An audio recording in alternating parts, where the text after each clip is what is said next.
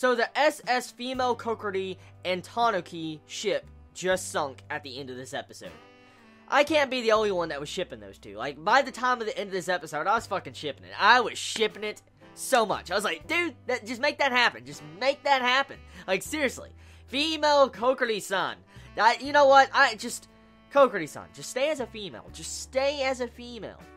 I'm not joking. Or at the very least, have two different characters. A male Kokkuri and a female Kokkuri-san. Like, for instance, we have two different separate characters. Because just seeing female Kokkuri centered on in this entire episode, pretty much, that was just off the charts. My like, oh my god, that's kawaii level was off the charts. I'm like, damn it. Damn. Now, this episode of Kokkuri-san, it has a lot of references. Now, I think I heard a Roadrunner reference in this episode. There actually was a Roadrunner. You remember Roadrunner? Where, you know, you have it in the Looney Tunes, pretty much. You remember he's like, beep, beep. You remember that? Well, in the, like, title card, like, right in the middle of the episode when, you know, it goes on to commercial usually, well, you hear a beep, beep type sound, like you would hear Roadrunner say in Looney Tunes. I'm like, is that a Looney Tunes reference? I could be wrong, but it sounded like a Looney Tunes reference, so I'm like, that is really strange, because, you know, Roadrunner was technically my childhood. I remember waking up and watching that all the time, so if that was a straight-out reference, I give props to Kokkuri-san. So, the other things going on in this episode, E.T., that moment when you see our Mr. Alien and Kohina do E.T. Oh my god, it didn't happen just once, it happened twice. E.T. That is fucking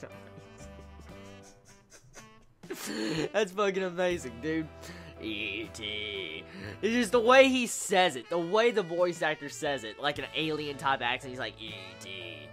Oh my god, I died.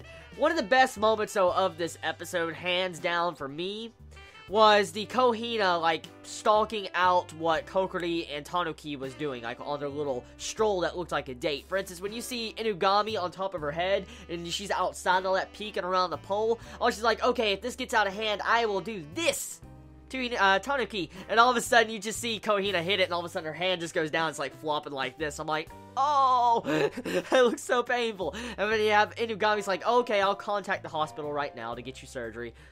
Wow. Just, pretty funny freaking episode of Kokkuri-san. Like, once again, another funny episode. This episode had the hot spring cliche type episode theme to it, but for it to be like a hot spring episode, for the most part, it was a very enjoyable episode. I actually liked the comedy that was used in this episode was very good. Most likely it's because of the way they used the aspect with female Kokkuri-san. I love that a lot, and I love the way the overall plot, actually, yes, there is a plot in this episode, was progressing as the episode went on.